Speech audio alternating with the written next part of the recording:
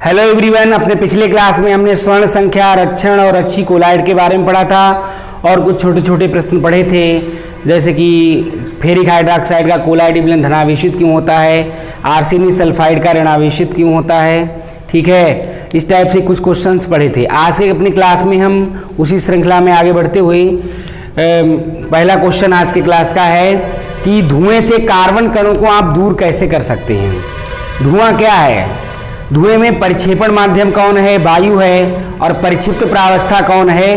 Carbon के कण हैं। तो अगर उस धुएं से कार्बन कणों को अलग कर दिया जाए, धुएं से कार्बन के कण अलग हो जाएं, तो इस प्रकार से क्या होगा, धुएं से कार्बन कणों के अलग होने से जो वायु होगी वो धुआं रहित हो जाएगी, कार्बन रहित हो जाएगी। तो धुएं से कार्बन कणों को अलग करने के लिए हम कॉट्रेल अवक्षेपक का उपयोग करते हैं। यहाँ पर ये चित्र बना हुआ है, ध्यान दीजिए। कॉट्रेल अवक्षेपक का उपयोग किया जाता है जिसमें एक धनावेशित गोला होता है, लोहे का धनावेशित गोला होता है जिसके मुख्य निर्गत द्वार पर।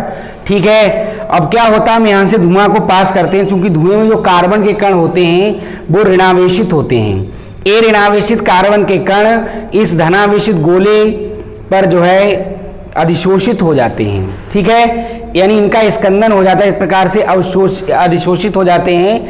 यहाँ पर चूंकि ये धुएं के जो कण हैं, कोलाइडी कण कार्बन के, वो कैसे हैं? ऋणावेशित हैं। तो ऋणावेशित कार्बन के कोलाइडी कण यहाँ पर क्या होता है, अधिशोषित हो जाते हैं, यहाँ पर चिपक जाते हैं, और यहाँ से जो वायु निकलती है उसमें कार्बन नहीं होता है, उसे हम धुआं रहित वायु कहते हैं।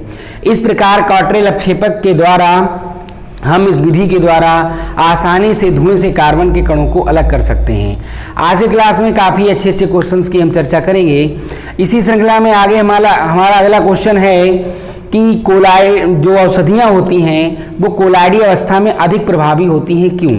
तो देखिए, जब हम कोई भी औषधि लेते हैं, चाहे कोई टैबलेट लें चाहे सिरप लें, सिरप ऑलरेडी कोलाइडी अवस्था में होती है, लेकिन कोई हम अगर टैबलेट लेते हैं तो वो टैबलेट क्या होती है, हमारे पेट के अंदर जा करके उसका विलयन बनता है, वो विलयन भी कोलाइडी अवस्था में आ जाता है। अब औषधियाँ कोलाइडी अवस्था में प्रभावी क्यों होती हैं? क्योंकि क्या होता है कि ब्लड के द्वारा उन औषधियों को अवशोषित कर लिया जाता है और वो सारे शरीर में घूमती हैं, प्रत्येक कोशिका में घूमती हैं। जहाँ पर औषधि की ज़रूरत होती है, औषधि लक्ष्य आप पढ़ेंगे, आगे एक चैप्टर है उसमें, तो वहाँ पर औषधि की जहाँ पर ज़रूरत होती है वहाँ पर क्या होता है, उस औषधि की जिस कोशिका में ज़रूरत है वहाँ पर वो पूरे विलयन में फैलती है। तो एक तरह से जैसे हम कह सकते हैं कि अगर आप बहुत सारे लोग हैं एक रूम में या एक फील्ड में और आप उनको कोई चीज़ बांट रहे हैं, लड्डू बांटते घूम रहे हैं, तो इसे हम स्वांगीकरण कहेंगे। क्या कहेंगे? स्वांगीकरण कहेंगे। तो इसी प्रकार से जो क्या होता है कि जो कोलाइडी अवस्था में क्या होता है, स्वांगीकरण की क्रिया, यानी औषधियाँ आसानी से स्वांगीकृत हो जाती हैं। इसका मतलब कह सकते हो सिंपल भाषा में कि घुल मिल जाती हैं। ठीक है, जो कोशिका में द्रव होता है, कोशिका द्रव के साथ वो आसानी से घुल मिल जाती हैं, स्वांगीकृत हो जाती हैं।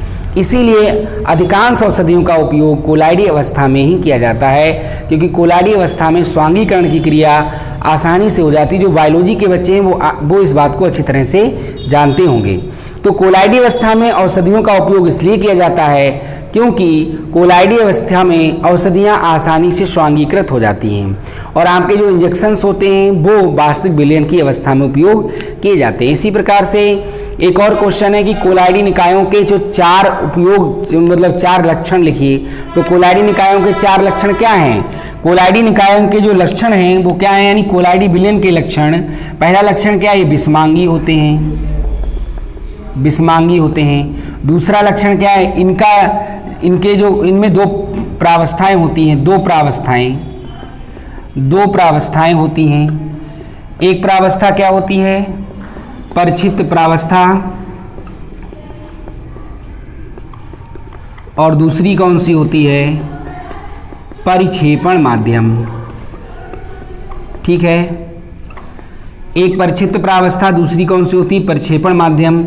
और जो इनका कोलाइडी निकायों का जो तीसरा लक्षण है वो क्या है कि इनका आकार 10⁻⁴ से 10⁻⁷ सेंटीमीटर या एंगस्ट्रॉम में अगर आप बात करें।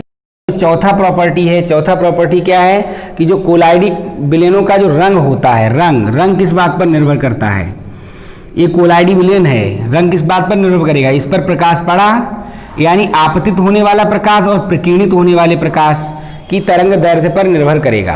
किसी कोलाइडी विलयन का जो रंग होता है वो उस पर पड़ने वाले प्रकाश और प्रकीर्णित होने वाले प्रकाश के रंग पर निर्भर करता है। जैसे कि सूर्य का प्रकाश आसमान नीला क्यों दिखाई देता है, आकाश नीला क्यों दिखाई देता है? क्योंकि आकाश में जो कोलाइडी कण हैं उन पर जब प्रकाश पड़ता है सभी रंगों का प्रकाश पड़ता है, लेकिन वे केवल प्रकीर्णित कौन सा प्रकाश करते हैं? नीले रंग के प्रकाश का प्रकीर्णन करते हैं, इसीलिए आकाश नीला दिखाई देता है।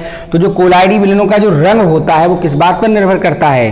रंग किस बात पर निर्भर करता है कि प्रकाश पड़ रहा है यानी पड़ने वाले प्रकाश और प्रकीर्णित होने वाले प्रकाश की आवृत्ति यानी तरंग दैर्घ्य पर निर्भर करता है। ठीक है, तो किसी भी कोलाइडी विलयन का रंग उस पर पड़ने वाले प्रकाश और प्रकीर्णित होने वाले प्रकाश की तरंग दैर्घ्य पर निर्भर करता है। और पांचवा जो इनका लक्षण है वो पांचवा लक्षण क्या है कि इनके विलयन को हम पार्चमेंट पेपर द्वारा नहीं छान सकते। सॉरी, पार्चमेंट पेपर, जिसको हिंदी में चर्म पत्र भी कहते हैं, ध्यान रखें इस बात का, हिंदी में हम इसे चर्म पत्र भी कहते हैं। तो कोलाइडी विलयनों को चर्म पत्र अर्थात पार्चमेंट पेपर द्वारा नहीं छाना जा सकता। ठीक है, तो इस प्रकार से कोलाइडी विलयनों के कुछ लक्षण हैं, यानी ये सब आप पढ़ चुके हो पीछे। इसी प्रकार से एक क्वेश्चन आपके लिए होना भी चाहिए, काफ़ी कल भी मैंने बहुत बार इसको प्रयोग किया था कि जो द्रव स्नेही कोलाइड हैं, द्रव स्नेही कोलाइड और दूसरे जो हैं द्रव विरोधी कोलाइड। तो प्रश्न ये है कि द्रव स्नेही कोलाइड द्रव विरोधी कोलाइड से अधिक स्थायी क्यों होते हैं? ये अधिक स्थायी हैं, अधिक स्थायी, और ये कम स्थायी हैं। दैट मीन्स आप कल और परसों दोनों की क्लास में ही पढ़ते आ रहे हो कि द्रव स्नेही कोलाइड का स्कंदन आसानी से नहीं होता, मतलब ज़्यादा स्थायी हैं। द्रव विरोधी कोलाइड का स्कंदन आसानी से हो जाता है, मतलब कम स्थायी। अब प्रश्न ये उठता है कि ऐसा आखिर है क्यों? तो इसका जवाब हम जब आपको द्रव स्नेही कोलाइड द्रव विरोधी कोलाइड पढ़ाए थे तभी आपको दे चुके थे। क्या इसका जवाब है कि द्रव स्नेही कोलाइडों का द्रव के साथ स्नेह है। दैट मीन्स द्रव स्नेही कोलाइड को जब हम किसी भी परिक्षेपण माध्यम जैसे जल में घोलते हैं तो ये क्या होता है कि द्रव स्नेही कोलाइड ऐसे कोलाइड होते हैं ये जल के साथ जलयोजित हो जाते हैं। जलयोजित, यहां पर आप लिख सकते हैं जलयोजित, जलयोजित यानी जल के साथ जुड़ जाते हैं। जब हम इन कोलाइडों को जल में घोलते हैं तो जल के अणुओं के साथ जलयोजित हो जाते हैं, बिल्कुल चिपक जाते हैं, और फिर उनको अलग करना थोड़ा मुश्किल होता है, इसीलिए ये अधिक स्थायी होते हैं। ठीक है, और द्रव विरोधी कोलाइड जलयोजित नहीं होते, जलयोजित नहीं होते, ये जलयोजित नहीं होते हैं। द्रव विरोधी कोलाइड जो हैं ये जलयोजित नहीं होते, लेकिन द्रव स्नेही कोलाइड कैसे हो जाते हैं? ये जलयोजित हो जाते हैं। यानी द्रव स्नेही कोलाइडों को जब हम जल में घोलते हैं तो ये जलयोजित हो जाते हैं, जल के अणुओं के साथ चिपक जाते हैं, यानी बिल्कुल मिक्स हो गए, घुल मिल गए, बिल्कुल चिपक गए उनके साथ। तो चिपक गए तो आसानी से उनको अलग नहीं किया जा सकता। लेकिन द्रव विरोधी कोलाइड जो होते हैं ये जलयोजित नहीं होते, जल के अणुओं से चिपकते नहीं हैं, केवल उसमें घुले रहते हैं, चिपकते नहीं हैं, इसीलिए इनको आसानी से अलग किया जा सकता है, इनका स्कंदन आसानी से हो जाता है। दैट मीन्स कम स्थायी हैं। और द्रव विरोधी द्रव स्नेही कोलाइड जो हैं वो अधिक स्थायी इसलिए हैं क्योंकि द्रव स्नेही कोलाइड जल में घोलने पर जल के अणुओं के साथ बिल्कुल चिपक जाते हैं, जलयोजित हो जाते हैं। तो एक लाइन का इसका उत्तर ये है कि द्रव स्नेही कोलाइडों को जल में घोलने पर द्रव स्नेही कोलाइड जल के अणुओं के साथ जलयोजित हो जाते हैं, इसीलिए इनका स्कंदन आसानी से नहीं किया जा सकता, अतः ये अधिक स्थायी होते हैं। जबकि द्रव विरोधी कोलाइडों को जल में घोलने पर ये जल के अणुओं के साथ जलयोजित नहीं होते, अतः इनका स्कंदन आसानी से किया जा सकता है, अतः ये कम स्थायी होते हैं। इसके बाद हमारा अगला क्वेश्चन है पायस। पायस किसे कहते हैं? पायस पर विस्तृत चर्चा करेंगे, बहुत अच्छा क्वेश्चन है, फिलहाल ध्यान दीजिए। पायस अर्थात इमल्सन। पायस किसे कहते हैं? ऐसे कोलाइड विलयन ये होते हैं जिनमें परिक्षिप्त प्रावस्था और परिक्षेपण माध्यम दोनों ही द्रव होते हैं। ध्यान दीजिए, परिक्षिप्त इनको आप टेबल पीछे मैंने बनवाई थी, उसमें आप पढ़ चुके हैं। परिक्षिप्त प्रावस्था प्लस परिक्षेपण माध्यम, बहुत ही ज़्यादा इंपॉर्टेंट है ये, ठीक है। परिक्षिप्त प्रावस्था और प्रक्षेपण माध्यम जब दोनों द्रव हों, ए भी द्रव हो और प्लस ए भी द्रव हो, तो जो कोलाइडी विलयन बनेगा वो क्या कहलाएगा? पायस कहलाएगा, अर्थात इमल्सन हम उसे कहेंगे, ठीक है ना, उसे इमल्सन कहेंगे, पायस कहेंगे, ठीक है। तो पायस की डेफिनेशन क्या है? वे कोलाइडी विलयन जिनमें परिक्षिप्त प्रावस्था और प्रक्षेपण माध्यम दोनों ही द्रव होते हैं, ऐसे कोलाइडी विलयनों को हम क्या कहते हैं? पायस कहते हैं, अर्थात इमल्सन कहते हैं। जैसे दूध, तेल का जल में विलयन, मक्खन किसके उदाहरण हैं? पायस के उदाहरण हैं, ठीक है। अब ये पायस जो होते हैं वो दो प्रकार के होते हैं। पायस कितने प्रकार के होते हैं? दो प्रकार के। नंबर एक, ऑयल इन वाटर टाइप, चाहो तो इसको थोड़ा फुल फॉर्म में लिख लो पहले, ऑयल इन वाटर टाइप, ठीक है, ऑयल इन वाटर टाइप। और दूसरे होते हैं, एक तो ये हो गया, और दूसरे होते हैं water in oil type, that means water in oil type. तो पायस दो प्रकार के होते हैं, ऑयल इन वाटर टाइप और वाटर इन ऑयल टाइप। इसका उदाहरण कौन है? इसका जो एग्जाम्पल है वो है दूध, ठीक है, और इसका जो एग्जाम्पल है वो है मक्खन। अब समझिए जरा, चूंकि जो है परिक्षिप्त प्रावस्था और प्रक्षेपण माध्यम दो प्रावस्थाएं किसी कोलाइड विलयन में होती हैं, ठीक है, और जो प्रावस्था कम मात्रा में होती है उसे हम परिक्षिप्त प्रावस्था कहते हैं, और जो प्रावस्था अधिक मात्रा में होती है उसे हम परिक्षेपण माध्यम कहते हैं। अब देखिए क्या लिखा हुआ, oil in water, oil in water, समझे शब्द को, समझे, ऑयल इन वाटर, यानी ऑयल को वाटर में मिक्स किया गया।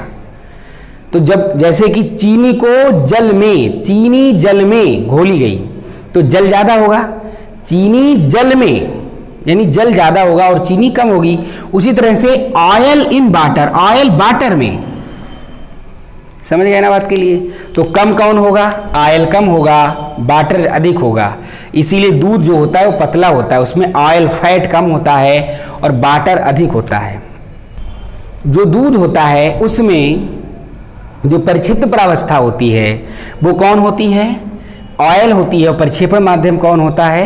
जल होता है। आप दूध में पानी ना मिलाएं फिर भी उसमें पहले से ही पानी मिला हुआ है, ठीक है। इसीलिए दूध बिल्कुल प्योर दूध हो, अगर वो फट जाता है तो उसमें पानी अलग हो जाता है, भाई कहाँ से आ जाता है? तो उसमें पहले से ही पानी मिला हुआ है, जल मिला हुआ है, ठीक है। ऑयल इन वाटर का मतलब क्या है? ऑयल वाटर में है, तो वाटर ज़्यादा है और ऑयल कम है, समझ लीजिए बात के लिए। यानी क्या होगा, कौन किस में वितरित रहेगा? डेफिनेशन क्या होती है? परिक्षिप्त प्रावस्था और प्रक्षेपण माध्यम की डेफिनेशन क्या है? जैसे धूल को हमने वायु में बिखेर दिया तो धूल के कण वायु में वितरित हो गए, धूल के कण वायु में वितरित हो गए, तो हम क्या कहते हैं? किसी कोलाइडी विलयन में वह अवस्था जो वितरित रहती है, वह पदार्थ जो वितरित रहता है उसे हम क्या कहते हैं? परिक्षिप्त प्रावस्था। और जिस माध्यम में वितरित रहता है उसे हम क्या कहते हैं? प्रक्षेपण माध्यम। तो वायु एक माध्यम बना, तो वायु क्या है? प्रक्षेपण माध्यम। और धूल वितरित हो गई तो धूल कौन है? परिक्षिप्त प्रावस्था। तो यहाँ पर परिक्षिप्त प्रावस्था कौन होगी? ऑयल। यहाँ पर तेल परिक्षिप्त प्रावस्था होगा, क्योंकि तेल वितरित हो रहा है वाटर यानी जल में, तेल जल में वितरित हो रहा है। तो तेल कौन है यहाँ पर? परिक्षिप्त प्रावस्था, और जल कौन है? प्रक्षेपण माध्यम। अब यहाँ पर कहानी क्या है तो समझ गए ना बात के लिए। फैट जो है जल में मिल गया, यहाँ पर क्या है? Water in oil type. बहुत इंपॉर्टेंट है ये, बहुत ही ज़्यादा कंपटीशन की दृष्टि से, प्रतियोगी परीक्षाओं की दृष्टि से पायस बहुत ज़्यादा महत्वपूर्ण है, ये बहुत ज़्यादा इससे क्वेश्चंस आते हैं, ठीक है। अब यहाँ पे वाटर इन ऑयल, अब देखो यहाँ पर क्या लिखा हुआ है? In oil. कौन? Water in oil, water oil में वितरित कर दिया गया, यानी पूरा तो पूरा ऑयल है, तो मक्खन होता है पूरा ऑयल होता है, उसमें वाटर मिक्स कर दिया, ठीक है। तो वाटर ऑयल में चला गया, बाटर इन ऑयल, समझ गए ना बात के लिए। तो मक्खन इसका एक उदाहरण है, समझ गए होंगे बात के लिए। तो इस प्रकार से जो पायस होता है उसमें कितनी अवस्थाएं होती हैं, 2 प्रकार की। चाहे कोई भी कोलाइड विलयन हो उसमें 2 ही अवस्थाएं होती हैं, एक परिक्षिप्त प्रावस्था और दूसरा परिक्षेपण माध्यम। लेकिन जब परिक्षिप्त प्रावस्था और परिक्षेपण माध्यम दोनों ही द्रव होते हैं तो ऐसे कोलाइडी विलयन को हम पायस अर्थात इमल्सन कहते हैं। पायस अर्थात इमल्सन 2 प्रकार के होते हैं, oil in water type, water in oil type. Oil in water type में क्या है, ऑयल यानी तेल की बूंदें वितरित रहती हैं जल में, ठीक है। और वाटर इन ऑयल टाइप में जल की बूंदें वितरित रहती हैं तेल में। इसका उदाहरण कौन है, दूध है। इसका उदाहरण कौन है, मक्खन है, ठीक है। अब यहां पर क्वेश्चन ये उठता है कि चूंकि जो पायस होता है 2 अमिश्रणीय द्रवों के आपस में मिलने से बनता है। भाई तेल और जल दोनों अमिश्रणीय हैं, तेल को जल में आप डाल दीजिए, क्या मिल जाएगा। तो कुछ ना कुछ तो ऐसा किया जाता होगा जिससे आपस में मिल जाते होंगे।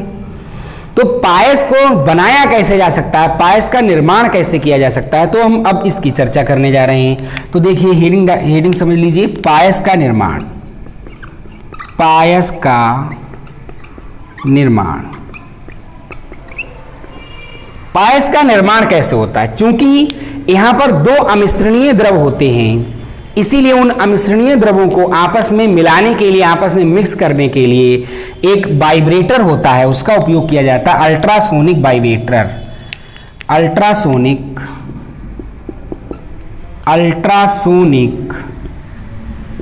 वाइब्रेटर। जैसे जो मथनी होती है, मथनी जिससे दही मथा जाता है, मट्ठा बनता है, मक्खन निकाला जाता है, तो वो भी क्या एक प्रकार का वाइब्रेटर ही, तो उसको वाइब्रेट करते हैं हम। वो मथनी जो चलाई जाती है दही में, तो वो है क्या, एक प्रकार से वाइब्रेट करते हैं विलयन के लिए। और वाइब्रेट करने से क्या होता है, मक्खन यानी पायस का निर्माण हो जाता है, पायस निकल के आ जाता है। तो पहला तो काम ये है कि अगर आपको पायस का निर्माण करना है तो आपको अल्ट्रासोनिक वाइब्रेटर का उपयोग करना पड़ेगा। अल्ट्रासोनिक वाइब्रेटर का उपयोग करने के साथ साथ, और यहां पर एक चीज और भी समझ लीजिए कि जो पायस के निर्माण की क्रिया है, पायस के निर्माण की क्रिया को हम कहते हैं पायसीकरण। क्या कहते हैं, पायसीकरण, ठीक है, यानी इमल्सिफिकेशन। इमल्सिफिकेशन, इसमें जो शब्द आ रहे हैं उनको आप दिमाग में नोट करते जाइए, बहुत ही इंपॉर्टेंट वर्ड्स हैं और ये जो है आपके कंपटीशन में पूछ लिए जाते हैं। तो पायसीकरण कहते हैं, पायस के निर्माण की प्रक्रिया को पायसीकरण कहते हैं। पायस बनाने के लिए जिस उपकरण का उपयोग करते हैं उसे अल्ट्रासोनिक वाइब्रेटर कहते हैं। जो मथनी है वो भी एक प्रकार का वाइब्रेटर ही है, हम उसमें उस दही को वाइब्रेट करते हैं, दही में वाइब्रेशन पैदा करते हैं जिससे मक्खन निकल आता है। समझ गए होंगे ना बात के लिए। तो जो पायसी कारक है, पायस बनाने की जो क्रिया है उसे हम पायसीकरण कहते हैं। और इस क्रिया में एक स्थायी कारक का उपयोग किया जाता है, स्थायी कारक। स्थायी कारक that means stabilising agent. Stabilising agent का उपयोग करते हैं। ये एजेंट क्या कहलाता है, इस एजेंट को हम पायसी कारक कहते हैं, पायसी कारक कहते हैं, दैट मीन्स इमल्सिफायर। और इसके रूप में, इस इमल्सिफायर के रूप में काय का उपयोग किया जाता है पता है, द्रव स्नेही कोलायड का उपयोग किया जाता है, जैसे कि साबुन और डिटर्जेंट। साबुन और डिटर्जेंट जैसे पदार्थों का उपयोग करते हैं। इजी आता है, ऊनी कपड़ों को साफ करने के लिए इजी आता है। ये जितने भी दूध वाले, जो दूध बेचने वाले होते हैं, इनमें सब तो नहीं, कुछ ऐसे दूध बेचने वाले होते हैं जो उसमें पहले जल मिलाते हैं, दूध में पानी मिला दिया और उसके बाद इजी का एक पाउच उसमें डाल दिया और उसको उसमें घोल दिया। तो पता क्या होता है, आपको देखने में वो गाढ़ा गाढ़ा द्रव लगने लगेगा, क्योंकि उसमें जो फैट होगा, जो तेल होगा, वो क्या होगा, वो उसका पायसीकरण हो जाएगा। तो आपको वो बहुत गाढ़ा गाढ़ा सा लगने लगेगा और आप पहचान नहीं पाएंगे। आपको यही लगेगा कि आज दूधिया बहुत अच्छा दूध लेकर के आया है, दूध वाला बहुत अच्छा दूध लेकर के आया है, ठीक है, काफ़ी गाढ़ा दूध आपको देखने में लगेगा। तो ये बहुत सारे लोग ऐसा करते हैं, ठीक है, ईजी उसमें मिला देते हैं। तो ईजी यानी साबुन है, डिटर्जेंट है, ये द्रव स्नेही कोलाइड जो होते हैं ये पायसी कारक का काम करते हैं। पायसी कारक का काम क्या है पता है? पायसी कारक क्या करता है? जो तेल की बूंदें होती हैं, तेल है, अब तेल की बहुत सारी बूंदें हैं, बहुत सारी बूंदें हैं। अब अगर क्या होगा कि तेल को आप जल में मिलाएंगे, जल में तेल कब मिलेगा? जब तेल की बूंदें अलग अलग फैल जाएंगी, वितरित हो जाएंगी। तेल जल में वितरित होगा तभी तो वो मिक्स होगा। तो होता क्या है, ये जो पायसी कारक है अर्थात इमल्सिफायर, ये क्या करता है कि जो तेल की बूंदें होती हैं उनके चारों ओर एक फिल्म बना देता है, एक फिल्म बना देता है। काय की फिल्म? जैसे साबुन आपने मिलाया, डिटर्जेंट मिलाया, ईजी मिलाया, तो वो तेल की बूंद के चारों ओर अपनी एक फिल्म बना लेगा। और जब ये फिल्म बन जाएगी तो ना, तो अभी क्या था, ये तेल की बूंदें आपस में मिल जाती हैं, इकट्ठी हो जाती हैं, तेल इकट्ठा हो जाएगा। अब क्या होगा, जब फिल्म बन गई तो ये बूंद अलग रहेगी, ये अलग रहेगी, ये बूंद अलग रहेगी। समझ रहे हैं बात के लिए? सारी बूंदें अलग अलग रहेंगी। जब अलग अलग रहेंगी तो पूरे बिलियन में फैली रहेंगी। समझ गए ना बात के लिए? तो पूरे बिलियन में फैली रहेंगी और इस प्रकार से क्या होगा कि जो तेल है वो जल में मिल जाएगा। अभी क्या है, तेल को जब जल में डालो तो तेल ऊपर रहता है और जल नीचे बैठ जाता है। क्यों ऊपर रहता है? क्योंकि तेल सब इकट्ठा है। कहने का मतलब तेल में फूट डालो वाला काम किया गया, ठीक है, तेल में फूट डालो राज करो, जैसे अंग्रेजों का था फूट डालो राज करो। तो यहां पर हमने क्या किया कि जो तेल की बूंदें हैं उनमें फूट डाल दी। कैसे? तेल की प्रत्येक बूंद के चारों, जब हम इसमें साबुन या डिटर्जेंट मिला देंगे तो तेल की बूंद के चारों ओर क्या बन जाएगी? इन साबुन या डिटर्जेंट की एक फिल्म बन जाएगी, जिससे क्या होगा, अब ये बूंदें एक साथ नहीं मिल पाएंगी, अलग अलग हो जाएंगी, सारी बूंदें अलग अलग हो जाएंगी और जब अलग अलग हो जाएंगी तो पूरे बिलियन में फैल जाएंगी। तो कुल मिलाकर के कहने का मतलब ये है कि जो आपका पायस है उसका निर्माण कैसे होता है। पायस के निर्माण के लिए अल्ट्रासोनिक वाइब्रेटर का यूज करते हैं और इसमें पायस के निर्माण की इस प्रक्रिया को हम पायसीकरण अर्थात इमल्सिफिकेशन कहते हैं। चूंकि दोनों प्रावस्थाएं आपस में अमिश्रणीय हैं, आपस में मिश्रित नहीं होती हैं, इसीलिए उनको मिलाने के लिए एक स्थायी कारक अर्थात स्टेबिलाइजिंग एजेंट का उपयोग किया जाता है। उस स्थायी कारक को हम पायसी कारक अर्थात इमल्सिफायर कहते हैं, पायसी कारक अर्थात इमल्सिफायर कहते हैं। और इस पायसी कारक के रूप में द्रव स्नेही कोलाइड जैसे साबुन, डिटर्जेंट जैसे पदार्थों का उपयोग किया जाता है। ये पदार्थ क्या करता है, तेल की बूंदों के चारों ओर एक फिल्म बना देता है और तेल के बूंदों की चारों ओर जब फिल्म बन जाती है तो तेल की बूंदें आपस में इकट्ठी फिर नहीं हो पाती हैं और इस प्रकार से एक स्थायी पायस का निर्माण होता है।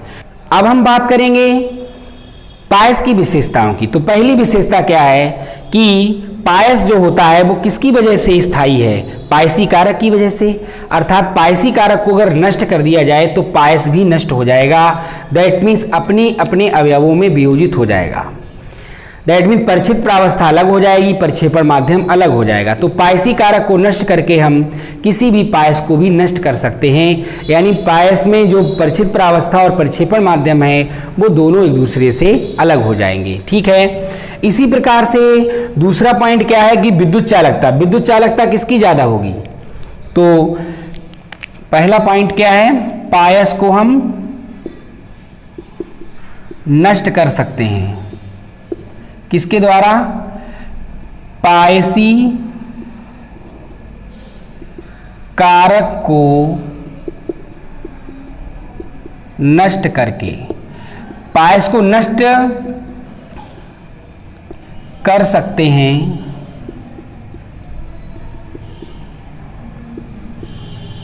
क्या करके? पायसी कारक को नष्ट करके।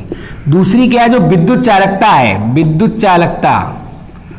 विद्युत चालकता किसकी ज्यादा होगी? जिसमें जल ज्यादा होगा, ठीक है। तो विद्युत चालकता जल किसमें ज्यादा है? Water in oil. इसमें आयल इन वाटर जो है, oil in water, oil in water, water in water का मतलब क्या है? वाटर ज्यादा है। तो ये जो इसमें वाटर ज्यादा है, उसमें बाटर इन आयल, इसमें आयल ज्यादा है तो बाटर इसमें ज्यादा है ना, तो आयल इन बाटर जो होता है, आयल इन बाटर की विद्युत चालकता अधिक होगी बाटर इन आयल से। समझ गए ना बात के लिए? तो विद्युत चालकता किसकी ज्यादा होगी? आयल इन बाटर वाले की विद्युत चालकता ज्यादा होगी, बाटर इन आयल वाले की विद्युत चालकता कम होगी। इसी प्रकार से तीसरा जो पॉइंट है, तीसरा पॉइंट है श्यानता। श्यानता, श्यानता किसकी ज्यादा होगी? जिसमें द्रव ज्यादा, वो तेल ज्यादा होगा, बसा ज्यादा होगी। बसा ज्यादा गाढ़ी होती है, ठीक है, जो जल होता है वो पतला होता है, बसा अर्थात तेल गाढ़ा होता है, ठीक है। तो यहां पर ध्यान दीजिए, जो एक है आपका आयल इन बाटर और एक कौन सा है? बाटर इन आयल, ठीक है ना। आयल इन बाटर और दूसरा कौन सा है? बाटर इन आयल। तो आयल किसमें ज्यादा? आयल इसमें ज्यादा है, इसीलिए श्यानता किसकी ज्यादा होगी? बाटर इन आयल की, और कम किसकी होगी? आयल इन बाटर की। तो बाटर इन आयल की श्यानता आयल इन बाटर से अधिक होगी। समझ गए ना बात? चलिए, इसमें तेल अधिक है इसीलिए इसकी श्यानता ज्यादा हुई, ज्यादा गाढ़ा विलयन होगा, एक कम गाढ़ा विलयन होगा। भाई मक्खन गाढ़ा होता है ना और दूध पतला होता है। समझ गए ना बात के लिए? और इसी प्रकार से जो चौथा पॉइंट है वो ये है कि हम इसको तनु कर सकते हैं। तनु कर सकते हैं परिक्षेपण माध्यम को मिलाकर। भाई कोई भी विलयन प्रक्षेपण माध्यम का काम करता है? विलायक का प्रक्षेपण माध्यम मिला दोगे तो वो तनु हो जाएगा। जैसे कि यहां पर प्रक्षेपण माध्यम कौन है? जो ज्यादा है, यहां पर कौन है? जल ज्यादा है, तो दूध में जल मिलाकर के दूध को पतला किया जा सकता है, तनु किया जा सकता है, ठीक है। लेकिन मक्खन में कौन ज्यादा है? तेल ज्यादा है। मक्खन में तेल मिलाओगे तो मक्खन तनु हो जाएगा। समझ गए ना बात के लिए? तो किसी भी पायस को प्रक्षेपण माध्यम मिला करके तनु किया जा सकता है। तो दूध में प्रक्षेपण माध्यम चूंकि जल होता है, इसीलिए दूध में अगर जल मिला दोगे तो जल पतला हो जाएगा, ठीक है। इसी प्रकार से मक्खन में जल मिला करके इसको पतला नहीं किया जा सकता। मक्खन को पतला करने के लिए इसमें आपको तेल अर्थात बसा अर्थात फैट मिलाना पड़ेगा, ठीक है। इसी प्रकार से जो रंगीन पदार्थ है, अगर किसी रंगीन पदार्थ को आप मिलाते हैं, जो पांचवा पॉइंट है आपका, यहां पर पांचवा पॉइंट लिख लीजिए। जो पांचवा पॉइंट है रंगीन पदार्थ। रंगीन पदार्थ को जब आप मिलाएंगे तो वो रंगीन पदार्थ मिलाने पर जो दो प्रकार के पायस हैं, कौन सा पायस रंगीन हो जाएगा? रंग अपना काम कहां पे करता है? जहां पे जल होता है। तो चूंकि आयल इन वाटर टाइप में जल अधिक है तो रंग जल के साथ क्रिया कर लेगा, और इस प्रकार से ऑयल इन वाटर टाइप का जो कोलाइड पायस है वो कैसा हो जाएगा? रंगीन हो जाएगा, जबकि वाटर इन आयल टाइप का रंगीन नहीं होगा। और इसके बाद जो छठा और अंतिम है, वो छठा जो है वो बहुत ही ज्यादा इंपॉर्टेंट पॉइंट है। वो क्या है? जैसे दूध है, दूध से हम मक्खन निकालते हैं, दूध मक्खन में परिवर्तित हो गया, तो एक पायस का दूसरे पायस में परिवर्तित होना, जैसे कि ऑयल इन वाटर का वाटर इन ऑयल में परिवर्तित हो जाना कहलाता है प्रावस्था परिवर्तन। बहुत इंपॉर्टेंट शब्द प्रावस्था परिवर्तन, प्रतियोगी परीक्षाओं की दृष्टि से बहुत ही ज़्यादा इंपॉर्टेंट है। प्रावस्था परिवर्तन दैट मीन्स इसे हम फेज इनवर्जन भी कहते हैं, ठीक है ना। इस प्रकार से जो कोलाइडी विलयन हैं उनकी कुल विशेषताएं यहाँ पर आपको दी गई हैं। पहली विशेषता क्या है कि पायस में जो पायसी कारक होता है उसे नष्ट करके हम किसी पायस को भी नष्ट कर सकते हैं। दूसरा क्या है? ऑयल इन वाटर टाइप की जो विद्युत चालकता है वो वाटर इन ऑयल टाइप से अधिक होती है, क्योंकि ऑयल इन वाटर टाइप में जल अधिक होता है इसलिए विद्युत चालकता अधिक होती है। वाटर इन ऑयल टाइप की श्यानता अधिक होती है क्योंकि ऑयल ज़्यादा है। प्रक्षेपण माध्यम को मिलाकर के हम किसी भी पायस को तनु कर सकते हैं। जैसे कि दूध में प्रक्षेपण माध्यम जल होता है तो जल मिलाकर के हम दूध को पतला कर सकते हैं, लेकिन मक्खन में जल मिलाकर के उसको पतला नहीं किया जा सकता, क्योंकि मक्खन में जल काहे का काम कर रहा है? परिक्षिप्त प्रावस्था का।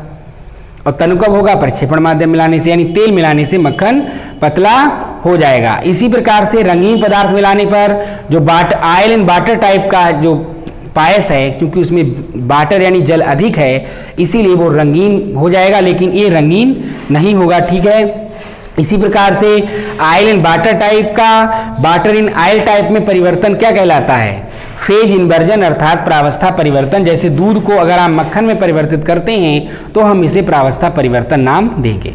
ठीक है, तो इतना आपको अच्छे से समझ में आ गया होगा। इसके बाद एक घटना इसमें होती है विपायसीकरण। ध्यान दीजिए, एक घटना कौन सी होती है? विपायसीकरण। विपायसीकरण अर्थात डिवल्सिफिकेशन किसे कहते हैं? पायस में दो प्रावस्थाएं होती हैं, एक परिक्षिप्त प्रावस्था और एक परिक्षेपण माध्यम।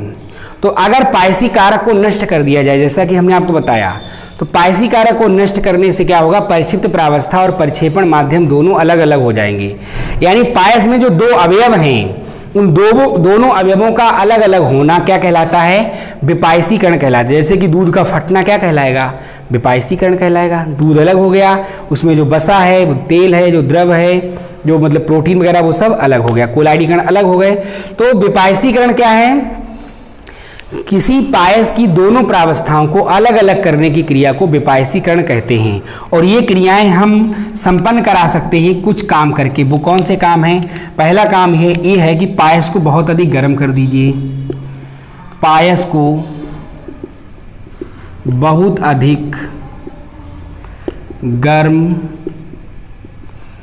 करने पर, पायस को बहुत अधिक गर्म कर दीजिए, तब भी हो जाएगा। जैसे दूध को जब बहुत गर्मी होती तो दूध अपने आप फट जाता है, ठीक है, उसका स्कंदन हो जाता है। दूसरा क्या है? पायस को बहुत अधिक ठंडा करके, अगर पायस को बहुत अधिक ठंडा कर दिया जाए तब भी विपायसीकरण की घटना हो जाती है। तीसरा क्या है? अपकेंद्रण द्वारा। अपकेंद्रण, अपकेंद्रण द्वारा, अपकेंद्रण आपने फिजिक्स में पढ़ा होगा। और चौथी घटना क्या है? अपकेंद्रण जो क्रीम निकालने वाली मशीन होती है, वो डिटेल में आप अपने फिजिक्स के टीचर से पूछेगा। चौथा जो है विद्युत अपघट्य। विद्युत अपघट्य मिलाकर, अगर विद्युत अपघट्य मिला देंगे तब भी पायसीकरण की घटना, विपायसीकरण की घटना हो जाएगी। यानी पायस अपने दोनों अवयवों में अलग अलग हो जाएगा। अर्थात पायस में जो दो प्रावस्थाएं होती, परिक्षेप्त प्रावस्था और परिक्षेपण माध्यम, दोनों ही अलग हो जाएंगे। पायस का नेक्स्ट एंड लास्ट पॉइंट ये है कि पायस की हमारे दैनिक जीवन में उपयोगिता क्या है। तो बहुत सारी उपयोगिताएं इसकी हैं। साबुन द्वारा सफाई प्रक्रिया में, धुएं के अवक्षेपण में, फोटोग्राफी में AGVR का उपयोग, ठीक है, कृत्रिम वर्षा में, कृत्रिम वर्षा कराई जाती तो AGI का उपयोग करते हैं, बहुत इंपॉर्टेंट। ये दो पॉइंट बहुत इंपॉर्टेंट हैं। फोटोग्राफी में AGVR का उपयोग और कृत्रिम वर्षा कराने में AGI का उपयोग। इसी प्रकार जल के शोधन में, कहीं पर खून बह रहा है तो उसको रोकने में, ठीक है, और फिनॉल अगर डिटॉल दोनों को आपस में मिला दीजिए तो पायस का निर्माण हो जाता है। तो इस प्रकार से आज की क्लास में हमने पायस को बहुत अच्छी तरह से विस्तृत रूप में पढ़ा। आज के लिए इतना ही, दैट्स ऑल।